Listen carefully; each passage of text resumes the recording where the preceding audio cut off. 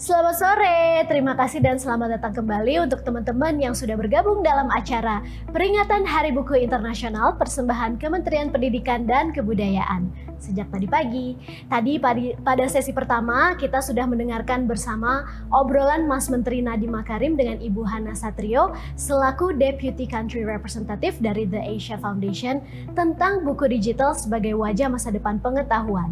Kemudian pada sesi kedua kita juga sudah belajar dari pembicaraan antara Bapak Ivan Lanin dengan Mbak Yeni Mada, seorang pegiat literasi dan perbukuan tentang betapa pentingnya komunitas dalam menyebarkan dan mengajarkan toleransi melalui buku berkonten kearifan lokal. Dan pada sesi ketiga ini masih bersama saya Tasya Kamila, saya akan mengajak teman-teman semua ngabuburit seru bersama Ibu Menteri Mbak Franka Makarim. Mari kita undang yuk Mbak Franka Makarim untuk bergabung bersama kita. Halo, selamat sore Mbak Franka. Selamat sore Mbak Tasya, apa kabar? Baik, terima kasih. Gimana nih kabar Mbak dan keluarga? Baik, puji Tuhan semua sehat sekarang. Wah, senang dengarnya kalau semuanya sehat. Sore hari ini sambil menunggu waktu berbuka puasa, kita akan mendengarkan pembacaan buku anak oleh Mbak Franka. Mbak Franka, buku apa nih yang mau dibacakan? Hari ini Mbak Tasya, aku akan cerita tentang buku yang namanya Berbeda Itu Tak Apa. Yang nulis adalah Anissa Steviani dan yang menggambar adalah David Yo. Ini Wah, lucu banget bukunya, gambarnya aja benar-benar seru. iya. Ada banyak anak dengan yang mengerjakan macam-macam, terus mereka juga rambutnya beda-beda, kulitnya beda-beda, pekerjaannya beda-beda, tapi nggak apa-apa dan kita akan tahu nanti di bukunya kenapa. Wah, aku pun juga udah nggak sabar nih untuk mendengarkan cerita yang akan dibacakan oleh Mbak Franka. Untuk itu, saya persilakan Mbak Franka untuk membacakan bukunya. Teman-teman dan adik-adik semuanya, mohon mendengar dan simak baik-baik ya. Oke, hai adik-adik semua. Semoga hari ini semua kita keadaannya sehat. Semoga semuanya lagi senang menunggu nanti waktu berbuka. Izinkan saya hari ini untuk cerita tentang berbeda-berbeda semuanya, tapi kita itu sama dan tidak apa. Berbeda itu tak apa. Kita beragam, tak perlu jadi seragam. Buku ini sebenarnya waktu itu ditulis karena kita melihat bahwa beberapa waktu belakangan di Indonesia kita jadi sadar gitu, bahwa anak-anak itu perlu mengetahui apa yang namanya perbedaan dan menghargai perbedaan itu. Perbedaan di antara kita itu tidak bisa dihindari. Beda itu nyata, beda itu ada, dan itu tidak apa-apa. Kita bisa memberikan 1000 alasan antara anak-anak untuk mengetahui kenapa dunia ini tuh plural. Di dunia ini orang tidak perlu sama dan itu tidak apa-apa. Bahkan kita bisa merayakan perbedaan itu sendiri. Dunia ini terlalu luas untuk satu hal yang sama. Sehingga kita tidak perlu memberikan sekat, apalagi harus sekat. Yuk kita dengerin yuk. Halo, namaku Silo. Di cerita ini, Silo umurnya baru 5 tahun. Dan Silo memanggil ayah dan ibunya dengan nama apa dan ibu. Bagaimana dengan kamu? Kamu panggil apa?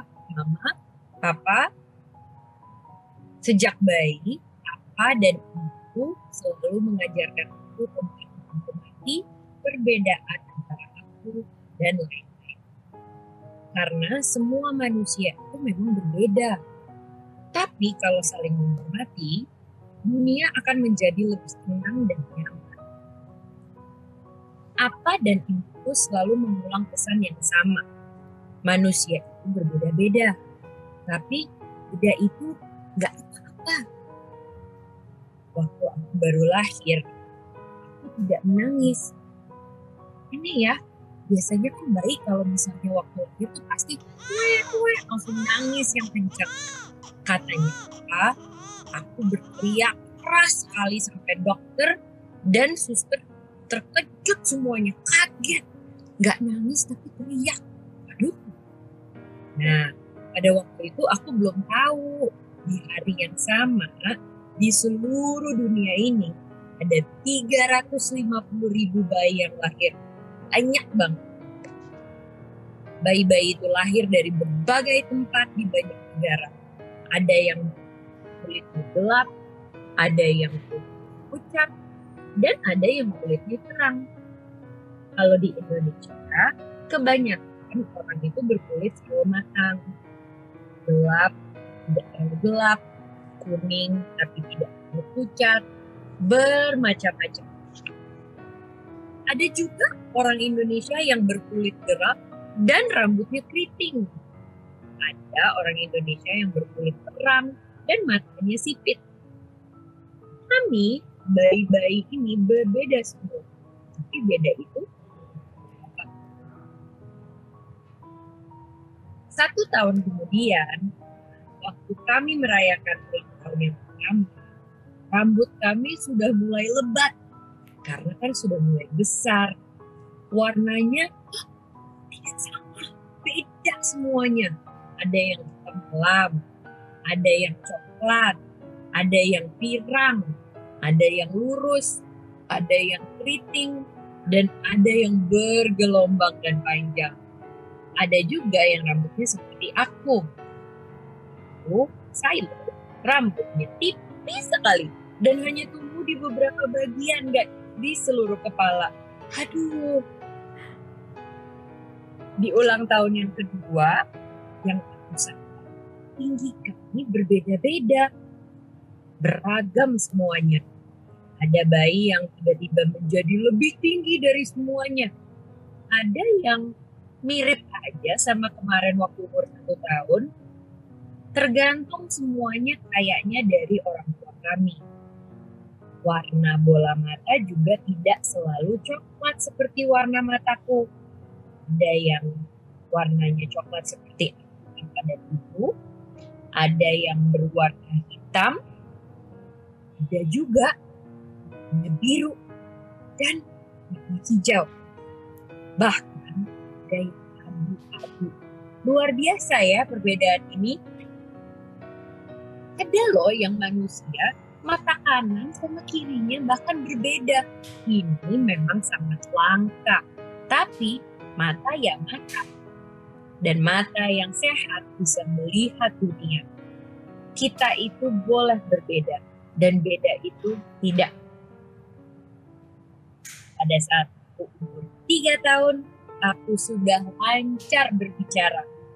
Aku sudah tahu kalau orang berkata-kata dengan bahasa yang berbeda, itu sebenarnya adalah bahasa yang bermacam-macam. Ada 652 bahasa di Indonesia sendiri. Banyak ya. Dan ada lebih dari 7.000 bahasa di seluruh dunia. Wow, banyak sekali. Ibu aku bilang, aku harus mulai belajar berbahasa Inggris. Oh, kenapa? Karena aku harus bisa mengobrol dengan teman-temanku di seluruh dunia. Hello, how are you? My name is Saito, and I'm from Indonesia. How are you doing? And what's your name? Saat mulai masuk sekolah, aku sadar banyak temanku yang berdoa sebelum dan sesudah makan dengan sikap yang berbeda. Apa bilang itu karena agama di dunia dan berbagai ragam. Meski berbeda, orang tua kita selalu mendoakan hal yang sama. Kita berdoa agar kita selalu sehat dan selalu bahagia. Akhirnya aku umur 5 tahun. Di umur 5 tahun aku udah tahu manusia di dunia ini banyak rupanya. Tidak ada yang sama dan tidak apa-apa. Bahkan anak kembar yang persis identik sama aja, sidik jarinya berbeda-beda. Aku juga jadi tahu bahwa tidak semua orang lahir dengan anggota tubuh yang jumlahnya sama. Maksudnya gimana? Kadang Ada orang yang sakit atau kecelakaan, sehingga tangan atau kaki mereka hanya satu sisanya. Ada juga yang matanya tidak bisa melihat, serta kuping yang tidak bisa mendengar, sehingga harus bicara dengan bahasa isyarat. Kita memang berbeda-beda, tapi beda itu tidak apa-apa. Ada beberapa nih tokoh di Indonesia yang mempunyai perbedaan yang sangat menarik. Angky Yudhistia, Muhammad Fadli, dan Ahmad Zulkarnain. Coba deh kalian tanya sama orang tua kalian, boleh nggak tolong carikan dong cerita tentang mereka? Apa sih yang membuat mereka itu semakin spesial? Angky menjadi seseorang yang sukses dalam menulis buku, menjadi entrepreneur, bahkan menjadi juru bicara presiden di bidang sosial. Muhammad Fadli adalah pembalap motor yang kecelakaan sehingga kakinya diamputasi. Tapi dia bangkit dan menjadi atlet paralimpik cabang sepeda. Luar biasa. Dan Ahmad Zulkarnain atau yang disapa dengan Bang Zul, dia ini fotografer profesional yang lahir tanpa tangan dan tanpa kaki. Wow, menarik kan gimana caranya dia melakukan ini semua. Kita itu semua manusia.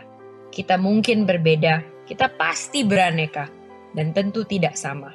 Tapi nggak apa-apa, karena kita tetap bisa berteman dengan semuanya.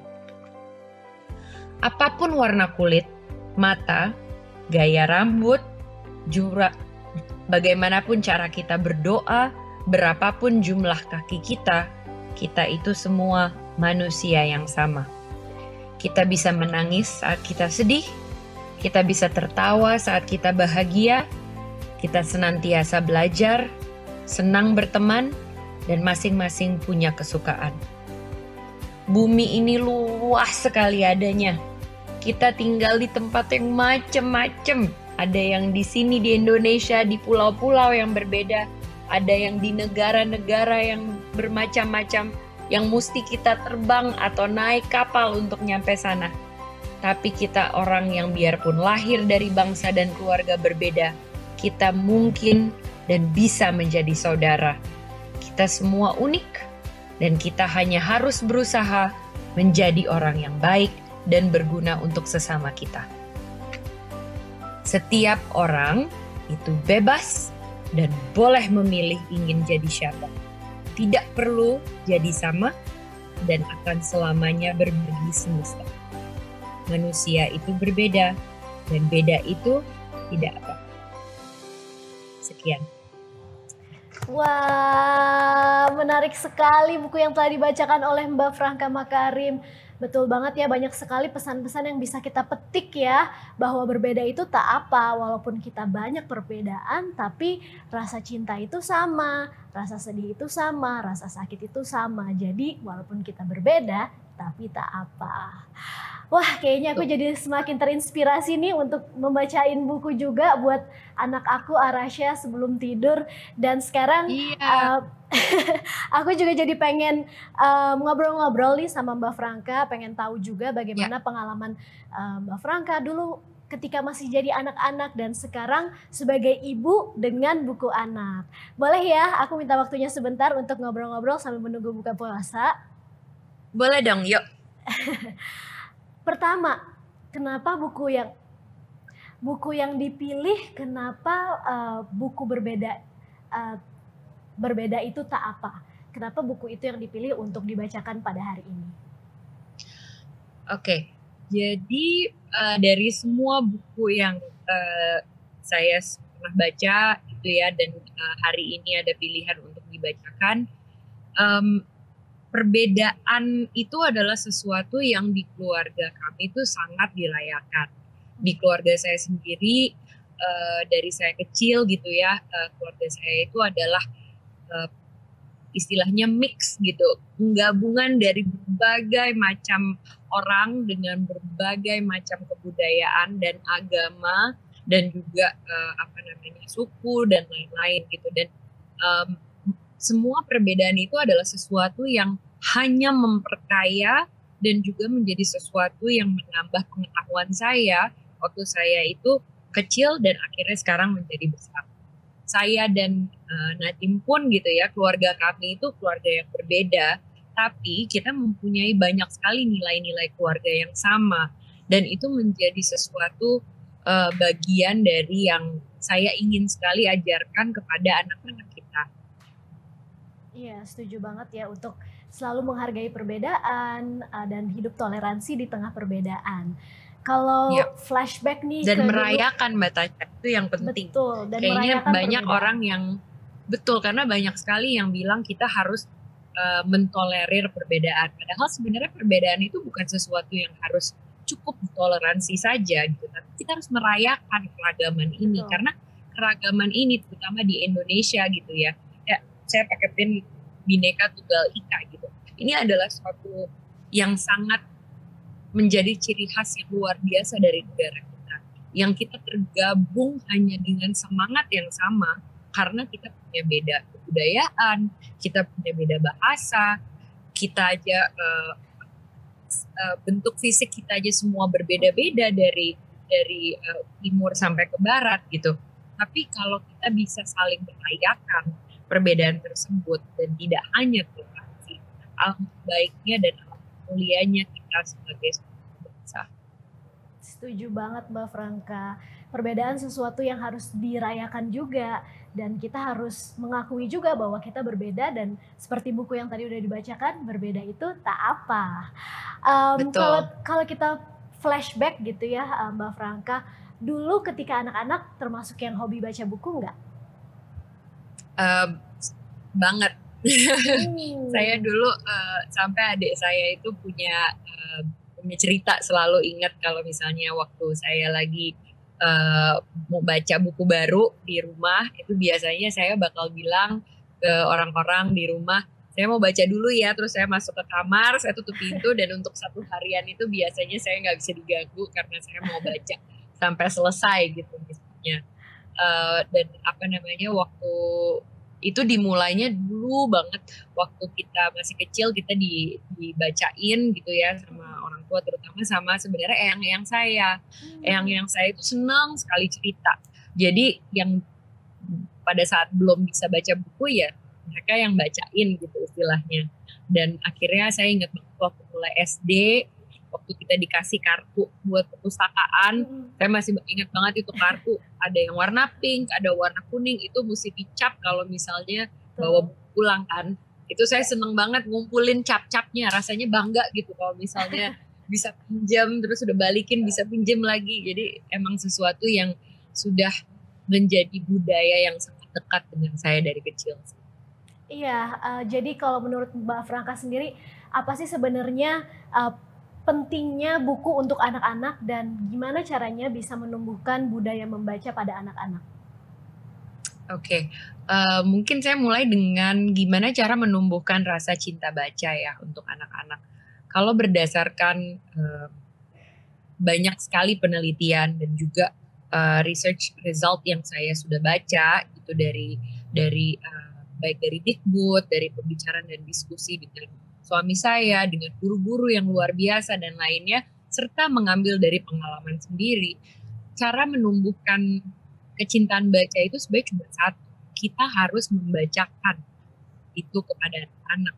Kita membacakan buku dan juga menceritakan kepada anak-anak.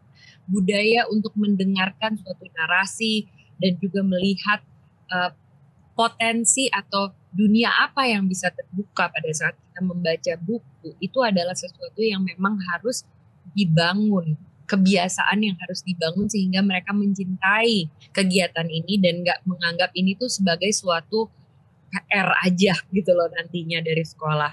Dan kenapa penting? Banyak sekali sebenarnya ya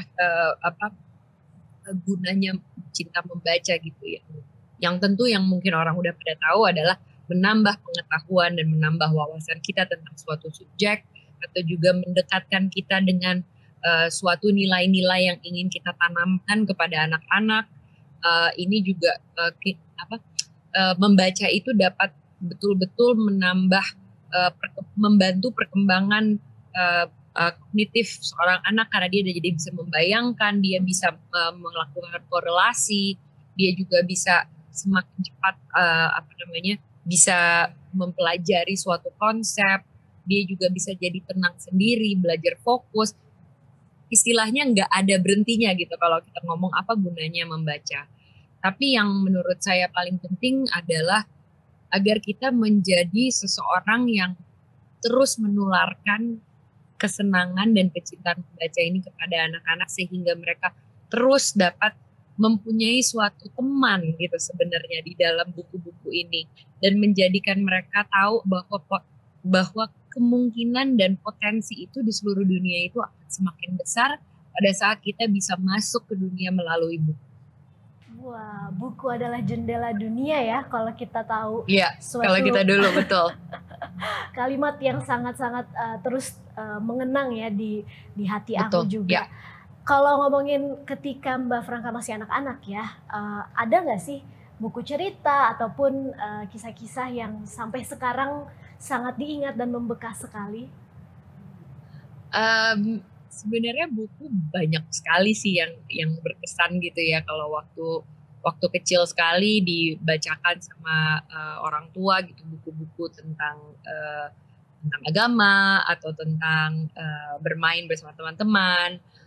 Satu buku yang waktu itu saya pernah dibacakan waktu kecil adalah Matilda, itu dari Roald Dahl. Itu ngajarin tentang nggak apa-apa loh kita tuh kalau merasanya berbeda gitu, dan juga itu ngajarin pentingnya kita nggak boleh melakukan perundungan gitu. Itu tuh Matilda tuh wah luar biasa lah istilah buku waktu dibacakan kecil, tapi ingatnya sampai sekarang. Waktu sudah agak besar banyak cerita gitu ya, nggak hanya dari buku tapi diceritain terus yang banyak sekali itu adalah cerita Kancil gitu. Itu benar-benar mau semua pelajaran dari si Kancil itu pasti pernah dengar gitu. Atau buku dan cerita tentang Malin Kundang itu nggak boleh kurang ajar sama orang tua gitu, semuanya kan pasti diceritain. Tapi salah satu buku yang panjang dengan bahasa berbeda dan saya baca sendiri tanpa bantuan awal-awal itu waktu itu adalah Harry Potter. Wah, itu salah satu buku pertama yang benar-benar banyak orang gitu kan. Iya, karena waktu itu tuh betul-betul istilahnya kan satu buku tuh kayaknya tebel banget. Saya juga sekolah kan di sekolah yang berbahasa Indonesia, jadi untuk membaca buku bahasa Inggris kan suatu perjuangan juga gitu ya rasanya. Jadi baca itu sampai selesai, belajar tentang karakter, tentang pengembangan cerita dan narasi itu salah satu buku yang kasih. Wah, kalau Mbak Franka melihat nggak sih ada perbedaan atau enggak antara anak-anak zaman dulu sama sekarang terkait literasi ataupun budaya membacanya? Menurut saya budaya membaca di anak-anak sekarang itu harus semakin justru ditanamkan oleh orang tua.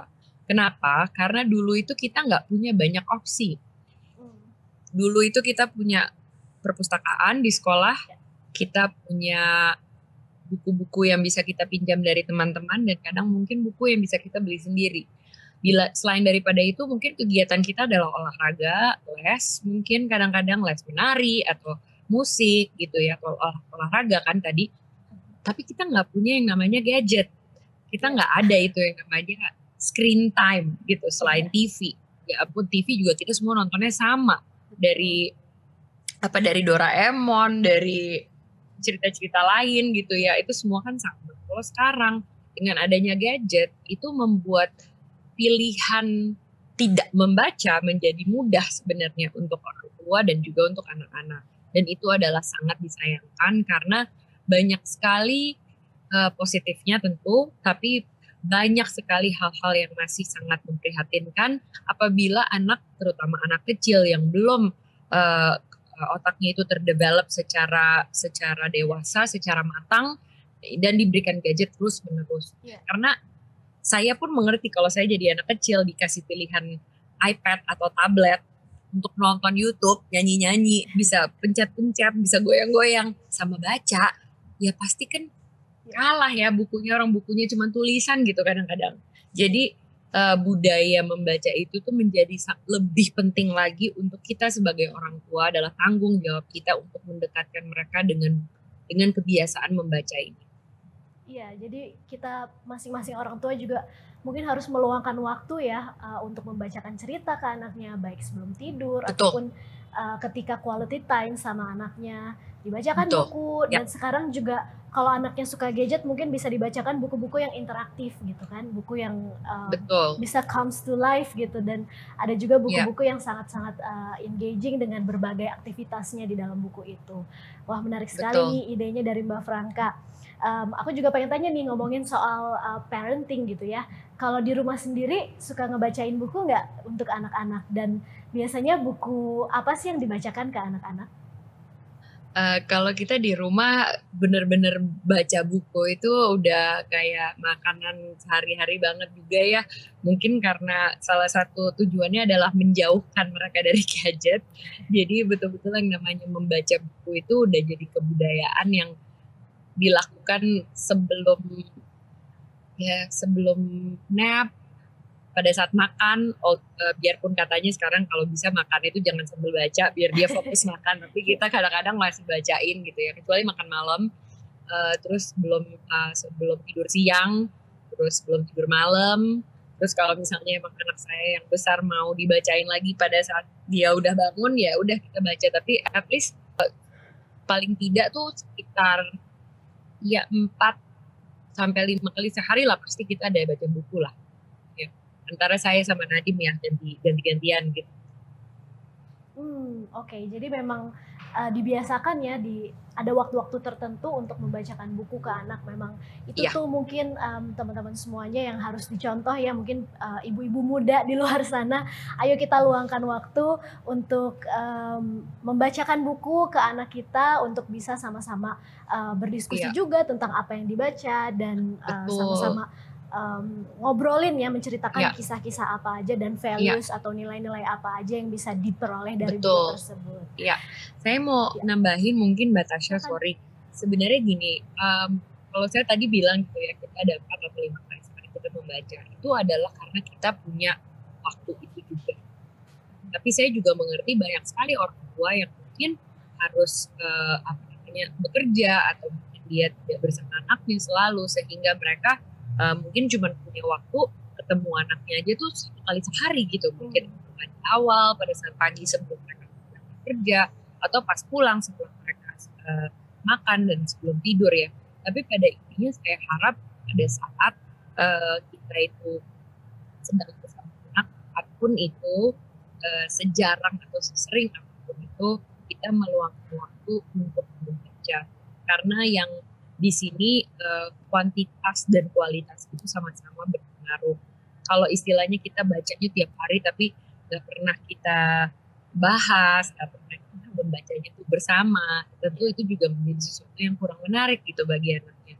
Tapi kalau misalnya memang karena keterbatasan waktu dan lainnya, dia hanya bisa mendapatkan bacaan cerita itu 2 hari sekali, tapi kita mengadakannya dengan sangat interaktif seperti Mbak Tasya tadi ya, di mana kita membahas, tadi gimana, anaknya itu namanya siapa ya, terus dia tadi ngapain aja ya. Jadi ada pertanyaan-pertanyaan atau pembahasan yang dilakukan setelah cerita, itu menjadi suatu juga mungkin waktu bonding yang dapat meningkatkan interest dia untuk membaca.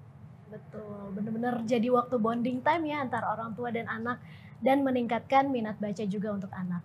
Nah, sebelum kita menutup acara hari ini, ada satu pertanyaan terakhir nih untuk Mbak Franka. Apa pesan dan harapan Mbak Franka untuk teman-teman di rumah pada Hari Buku Internasional ini? Oke, pertanyaan saya, pengharapan saya adalah untuk adik-adik sekalian yang nonton ini sekarang. Semoga hari ini kamu bisa pilih satu buku dan bisa membaca buku itu bersama keluarga. Kalau belum bisa, pilih bukunya, minta ayah, ibu, atau kakak yang bacain. Kalau udah bisa baca, berarti mungkin kamu bisa bacain kepada saudara-saudara yang lain.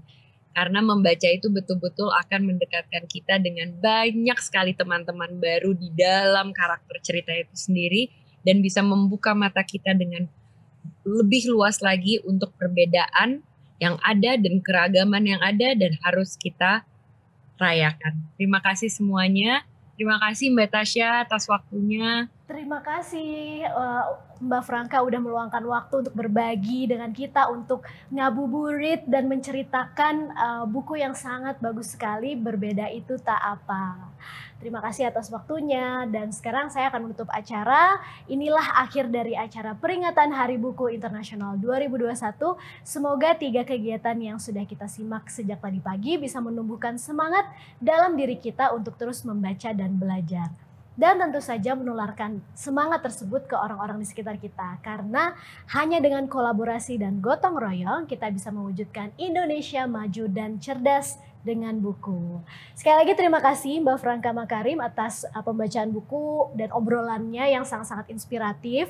Dan terima teman-teman, kasih semuanya. Sama-sama.